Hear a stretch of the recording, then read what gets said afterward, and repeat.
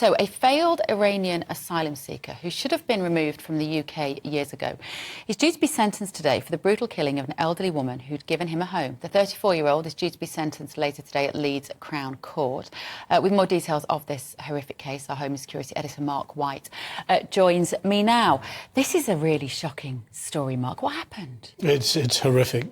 This individual, 34-year-old Shaheen Darvish Naranjan, he was taken in by an 88-year-old woman called Brenda Blaney in the village of Thornton Dale, which is in North Yorkshire, up towards Scarborough there. He'd befriended her. He worked in a restaurant in Leeds. And they kind of formed almost like a grandmother-grandson type relationship over a number of years.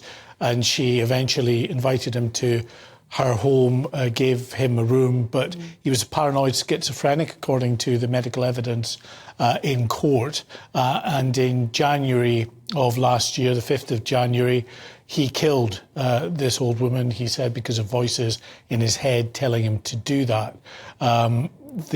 She had been on the phone, this woman, to a local shop to order some food to be delivered.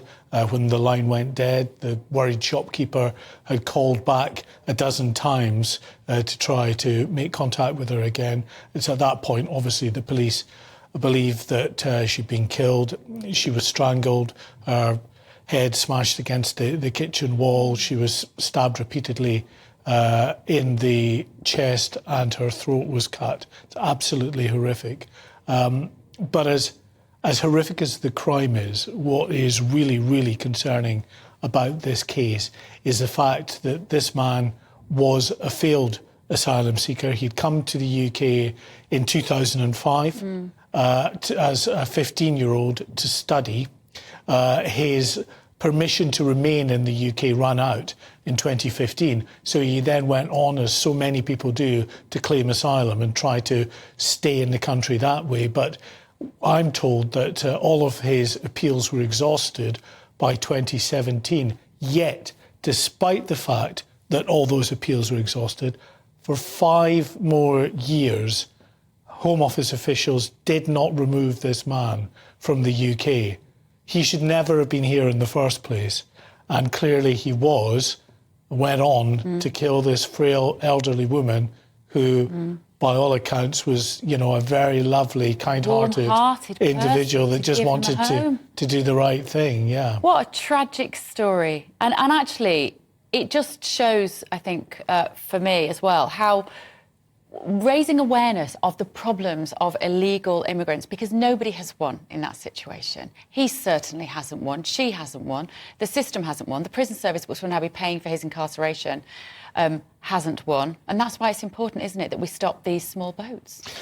Yes, I mean... Did he come? Do we know if he came over on a small boat as 15? No, I think he came here legitimately to study, right, but then obviously stayed on longer than he should have, and when he was found out, then tried to claim asylum. That's how lots of people who enter the country... It's not just about coming across in small boats. People come across on student visas, on holidays, short working visas, and they stay on, and they become...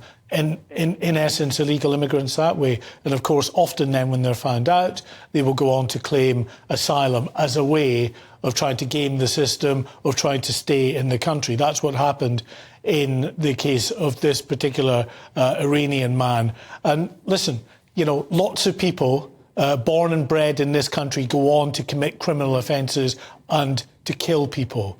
That happens. Yes. But the fact of this man is that, he should never have been here and able to carry out this crime. He should have been removed 5 years before he then went on to kill this elderly woman. Yeah, because also, and I don't mean this is to make excuses, but he was living in a sort of torturous mental limbo, not knowing what his future was going to hold, and therefore, had he been sent back to his original country of origin earlier to get settled, to resettle himself, well, this woman would still be alive.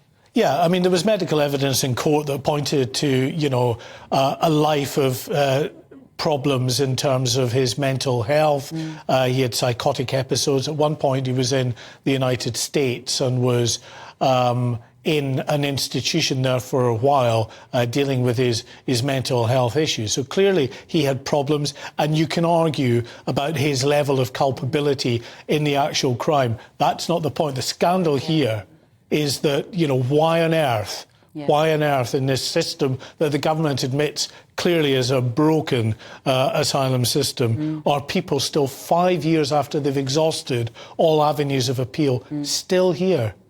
Sources have told me, official sources, that if we had the Rwanda plan, problem solved, he could have been sent off to Rwanda for processing. Even if there was an issue about returning him to Iran, that wouldn't have been an issue. You could do it with Rwanda. Well, Rwanda's not going anywhere fast. It's mired in the legal challenges in the court. So that's a moot point.